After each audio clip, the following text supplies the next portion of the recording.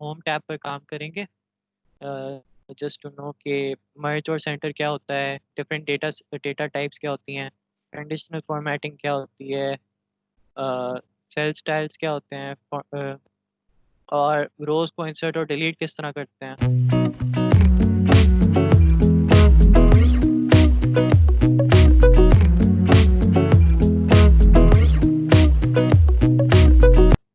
Sort and filter पे और formulas पे हम लोग बाद में आएंगे, लेकिन फिलहाल आज के लिए मोस्टली इट्स दिस पोर्शन।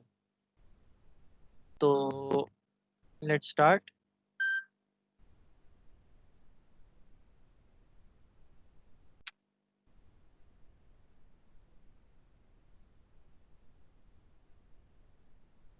अच्छा जी, तो मैं कुछ डेटा एंटर करने वाला हूँ और उस पे हम लोग डिफरेंट फॉर्मेटिंग टूल्स अप्लाई करेंगे।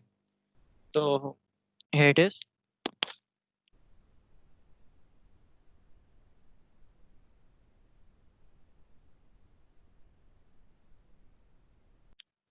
नजर आ रहा है सबको?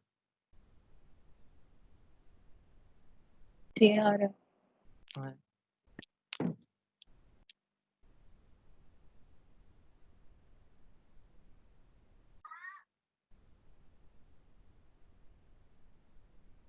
अच्छा, तो यहाँ पे अगर तुम लोग देख रहे हो तो जो मैंने डेटा एंटर किया है वो एक सेल से बाहर निकल रहा है। ये देखो, ये जहाँ पे हाईलाइटेड है ना ग्रीन, उससे बाहर निकल रहा है डेटा। तो इसको किस तरह सही करना है, अब यहाँ पे अगर तुम कॉलम के टॉप पे आओ तो ये एरो तुम्हें नजर आएगा जिसमें दोनों लेफ्ट राइट एरोज बने हुए विद सेंटर लाइन। तो इसको अगर हम एक्सपैंड करें तो ये यहाँ पे आ जाता है। अब देखो कि अब पूरा डेटा तुम्हारे पास एक ही सेल में आ रहा है। सही है।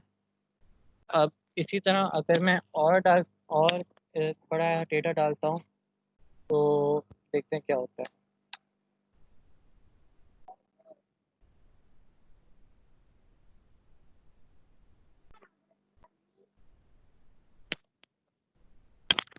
अब देखो, जितना हमने एक्सपेंड किया था ना उससे डेटा बाहर चला गया और हमें और एक्सपेंड करना पड़ रहा है। तो इसके लिए क्या होता है कि अगर हम इसको छोटा रखना चाहते हैं, ज़्यादा एक्सपैंड नहीं करना चाहते, तो हम सेल पे क्लिक करेंगे और वर्ड टेक्स्ट क्लिक करेंगे। उससे क्या हुआ, एक ही सेल में आ गया सारा। अच्छा, आप देख रहे हो कि ये टेक्स्ट जो है वो तुम्हारा बिल्कुल बॉटम में आ गया है, सेंटर में नहीं है और जस्टिफाइड नहीं है। तो अगर तुम्हें हॉरिजॉन्टली इसको अलाइन करना है तो तुम ये वाले टूल्स यूज़ करोगे जो बेसिक वर्ड में भी होते हैं, अलाइन लेफ्ट, सेंटर और अलाइन राइट। ये किया, इस तरह किया, इस तरह किया, तो ये तुम्हारा डेटा अलाइन हो गया। ये क्या होता है, ये तुम्हारा डेटा वर्टिकली अलाइन करता है, टॉप अलाइन, मिडिल अलाइन और बॉटम अलाइन। ये देख रहे हो, अब ये टॉप पे अलाइंड है। इसको मैं यहाँ पे क्लिक करूँगा मिडिल लाइन, तो ये मिडिल में आ गया डेटा। अब दोनों हॉरिजॉन्टल और वर्टिकल मिडिल में है, मिडिल अलाइन हुआ हुआ है और सेंटर अलाइन हुआ हुआ है, तो तुम्हारा डेटा बिल्कुल सेंटर में है। अगर मैं हॉरिजॉन्टली मूव करता हूँ तो ऊपर वर्टिकली वो सेंटर में रहेगा, हॉरिजॉन्टली वो लेफ्ट अलाइन हो गया है। अब आते हैं एक और फंक्शन पे, मर्ज सेंटर पे। अब let suppose if you want to enter a heading, लेकिन हेडिंग बहुत बड़ी है, 3-4 सेल कवर हो जाते हैं और तुम्हें उसको सेंटर अलाइन करना है। तो तुम मैन्युअली भी कर सकते हो और एक तरीका और भी है, वो मैं दिखा देता हूँ।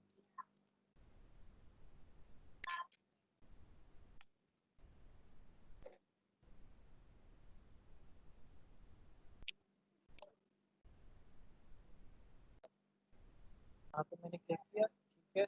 अब जिन जिन सेल्स को मैंने मर्ज करना है ना, जहाँ तक मेरी हेडिंग जा रही है, उन सबको मैंने हाईलाइट किया, मतलब double click and drag the cursor. ठीक है, ये मैंने हाईलाइट कर दिया। अब यहाँ पे ऊपर रैप टेक्स्ट के नीचे मर्ज इन सेंटर, क्या हुआ, उसने चारों सेल्स को एक ही सेल में बना दिया। तो बीच में अगर कहीं हेडिंग डालनी हो या यहाँ पे अगर कहीं हेडिंग डालनी हुई तो you can use merge in centre, और उससे क्या होगा कि एक ही सेल में सब कन्वर्ट हो जाएगा without disturbing the other columns and other rows. सही है।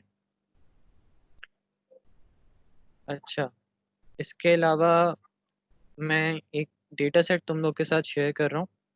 उसमें will see different data types.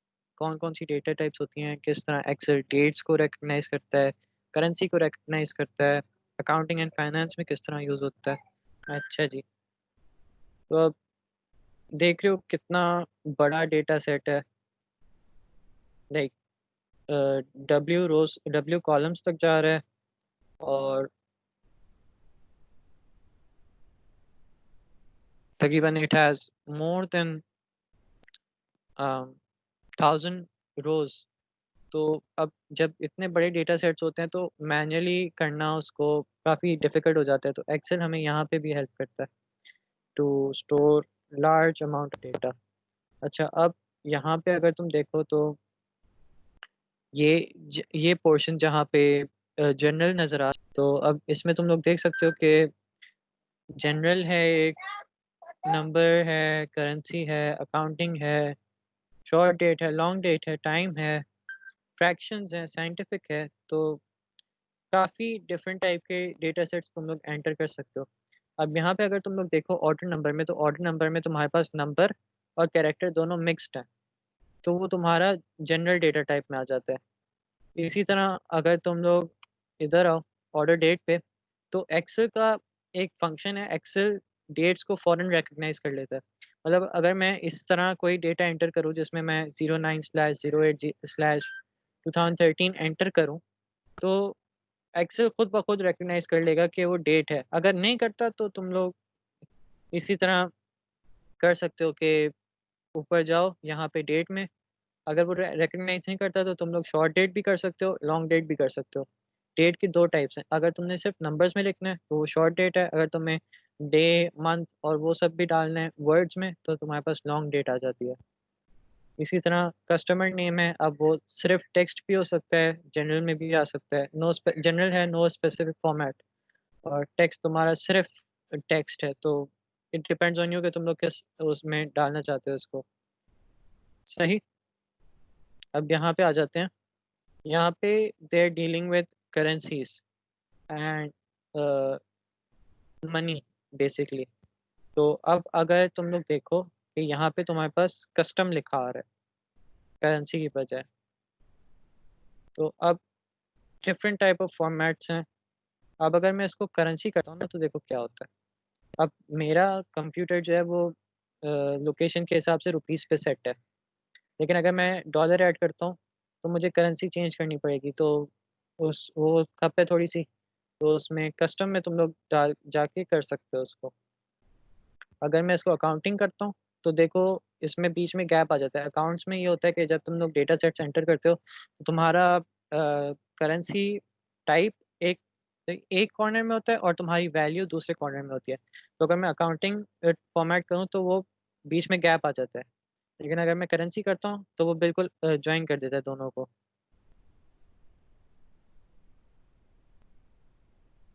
अच्छा, फिर एक और फॉर्मेट है परसेंटेज। अच्छा, अब एक जो बहुत इम्पोर्टेंट फंक्शन है ना एक्सेल का, वो है कि आपका फिल हैंडल। अब अगर मैं किसी सेल पे क्लिक करता हूँ ना, और यहाँ पे अगर मैं कॉर्नर पे जहाँ पे बॉक्स बना हुआ है एक ग्रीन कलर का, वहाँ पे अगर मैं कर्सर को अपने ऊपर रखूँ तो एक प्लस साइन आता है, बोल्ड प्लस साइन, काफ़ी थिन है। तो ये वाला तुम्हारे पास आ जाता है, ये इसको कहते हैं हम लोग फिल हैंडल। अब अगर तुम्हें एक ही चीज़ कॉपी करानी है तीन डेटा सेट्स में, तो तुम इसको क्लिक फिल हैंडल को क्लिक करो, ड्रैग डाउन, तुम्हारा डेटा कॉपी हो जाएगा। लेकिन ये सिर्फ कॉपी के लिए यूज़ नहीं होता, ये एक और चीज़ के लिए भी यूज़ होता है। अब अगर मैं यहाँ पे 1 एंटर करूँ, यहाँ पे 2 एंटर करूँ, तो क्या होगा। अगर मैं सिर्फ एक सेल को क्लिक करता हूँ और फिल हैंडल ड्रैग करता हूँ नीचे, तो देखो क्या होता है, ये सब जगह 1 डाल देता है। लेकिन अगर मैं यही चीज़ दोनों सेल के साथ करूँ और फिर फिल हैंडल यूज़ करूँ, तो क्या होगा, एक्सेल पैटर्न आइडेंटिफाई करेगा, और जहाँ तक तुम लोगों ने ड्रैग किया है ना, वहाँ तक वो पैटर्न के हिसाब से वैल्यूज एंटर कर देगा। मतलब अगर 1 2 चल रहा था तो उसने 10th सेल तक 1 2 3 4 5 6 7 8 9 10 एंटर कर दिया। अब लेकिन अगर मैं डिक्रीज डेसिमल करता हूँ तो क्या होगा कि उसने डेसिमल पॉइंट हटा दिया और 1 डेसिमल प्लेस पे कर दिया। एक और दफ़ा डिक्रीज करता हूँ, उसने डेसिमल पॉइंट ही हटा दिया। एक और दफ़ा करता हूँ तो नहीं होगा क्योंकि डेसिमल प्लेस नहीं है। अब अगर मैं इंक्रीज डेसिमल करता हूँ तो उसने एक डेसिमल इंक्रीज किया, फिर उसके बाद उसने एक और इंक्रीज किया, फिर एक और इंक्रीज किया। अब देख लो यहाँ पे वो फॉर्मूले के हिसाब से कैलकुलेट कर रहा है। अब अगर मैं फॉर्मूले को हाईलाइट करता हूँ तो देखो P4 और Q4 को उसने मल्टीप्लाई किया, तो उस हिसाब से वो वैल्यू कैलकुलेट करके खुद ही एंटर कर रहा है। सही है। अब अगर मैं डेसिमल प्लेस जितना चाहे इंक्रीज कराना चाहूँ करा सकता हूँ, क्योंकि वो एक कैलकुलेटेड वैल्यू डाल रहा है अंदर। अगर मैं ऐसे ही रेंडमली इस पे इंक्रीज करूँ तो ये 000 ऐड करता जाएगा, क्योंकि मैंने होल नंबर ऐड किया था, कैलकुलेटेड वैल्यू नहीं है। अच्छा, फिर एक और चीज़ जो आ जाती है वो है कि अगर मुझे कोई सेल में से वैल्यू डिलीट करनी है, और अगर मैं ये सेल्स में इंसर्ट और डिलीट और फॉर्मेट के जो ऑप्शंस हैं ऊपर टैब में, अगर उन पे मैं क्लिक करता हूँ तो इसने पूरी रो उड़ा दी। सही है। लेकिन अगर मैं कीबोर्ड से एंटर करूँ, कीबोर्ड से डिलीट प्रेस करूँ, तो वो सिर्फ सेल की जो अपनी वैल्यू है वो डिलीट करता है। तो अगर तुम्हें कभी रो या कॉलम डिलीट करनी हो तो तुम लोग क्लिक करो इस पे टैब पे, लेकिन अगर तुम्हें सिर्फ सेल की वैल्यू डिलीट करनी है तो तुम लोग कीबोर्ड में से डिलीट प्रेस करो। अच्छा जी, इसके बाद आ जाते हैं हम लोग कंडीशनल फॉर्मेटिंग पे।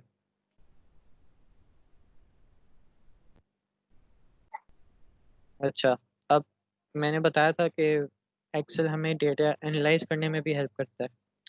तो अब अगर मैं किसी एक करेंसी वाले कॉलम में जाऊं और मैं देखूं कि मुझे देखना है कि टॉप 10 ट्रांजैक्शंस किसके साथ हुई हैं, किस क्लाइंट के साथ हुई हैं।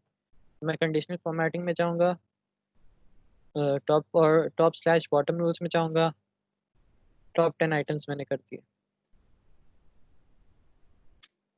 अब वो पूछेगा मेरे से कि जो टॉप 10 हैं उनको मैं रेड से हाईलाइट करूं या किसी भी कलर से हाईलाइट करूं, वो तुम लोग के ऊपर है। अब अगर मैं पूरा कॉलम सेलेक्ट करता हूँ और फिर मैं अप्लाई करता हूँ टॉप 10।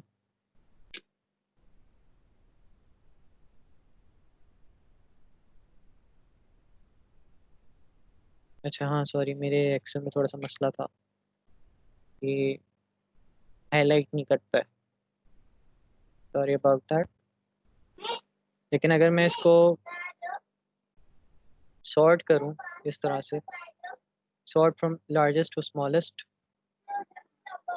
तो देखो क्या हुआ।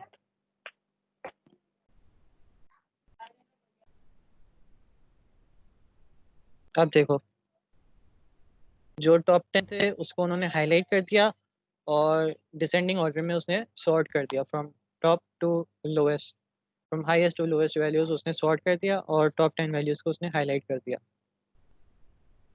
इसी तरह और भी हैं कंडीशनल फॉर्मेटिंग में। हाईलाइट सेल करना है कोई, जिसमें कोई चीज़ तुम्हारी 100 से, लेट से अगर तुम्हें ग्रेटर वैल्यू चाहिए उसको हाईलाइट करा देगा, 100 से बिलो वैल्यू चाहिए उसको हाईलाइट करा देगा, किसी दो डेटा पॉइंट्स के बीच में अगर कोई वैल्यू चाहिए वो हाईलाइट करा देगा। अगर कोई चीज़ इक्वल टू समथिंग चाहिए, let say equal to HFX laser jet 3310 को कॉपी है, तो वो तुम्हारे जितने भी तुम्हारे डेटा सेट्स होंगे जिसमें लेजर जेट 3310 इंक्लूडेड होगा वो तुम्हारा हाईलाइट कर देगा। ये इक्वल टू जो है वो तुम्हारा टेक्स्ट को भी कर सकता है, तुम्हारा उसको भी कर सकता है, नंबर्स को, टेक्स्ट दैट कंटेन्स, जिसमें अगर तुम्हें सिर्फ कैंडो चाहिए और तुम्हें मॉडल नहीं पता उसका, तो कैंडो वाले जितने भी प्रोडक्ट नेम्स होंगे उन सबको हाईलाइट करा देगा। किसी स्पेसिफिक डेट का तुम्हें डेटा चाहिए तो वो भी तुम्हारे पास हाईलाइट करा सकता है। इसी तरह डिफरेंट कलर स्केल्स हैं जिसमें तुम्हारे पास डेटा हाईलाइट होगा, किसी रेंज के हिसाब से रेंज सेट कर देगा तुम्हारे लिए। तो इस तरह एक्सेल तुम्हारे पास एनालाइज कराता है डेटा। तो आज के लिए तो यही था, होम टैब से तुम्हें फेमिलियराइज कराना। और उसमें जितने भी फंक्शन है वो यूज़ कर पाना। तो अगर किसी का कोई सवाल सवाल हो यहाँ तक तो पूछ लो। नेक्स्ट वीक हम लोग फॉर्मूलाज यूज़ कराना सीखेंगे, मैन्युअली किस तरह एंटर करना है, और जो एक्सेल ने स्पेसिफाई किए हुए हैं पहले से वो किस तरह यूज़ करना है। नेक्स्ट वीक हम लोग वो देखेंगे।